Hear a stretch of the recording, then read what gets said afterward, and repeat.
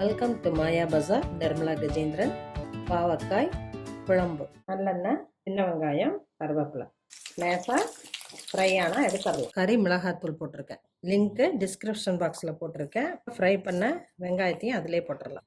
நம்ம அரைச்சிக்குவோம். பாவக்காயை ஸ்லைஸ் பண்ணி வச்சுருக்கேன். மொத்தமான விதை இருந்தால் எடுத்துடணும்.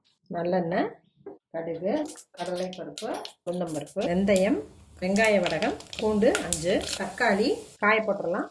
வெங்காயம் அரைச்சி வச்ச விழுத போட்டுடலாம். அரிசி கழுவுன தண்ணீரை ஊற்றிக்கலாம்.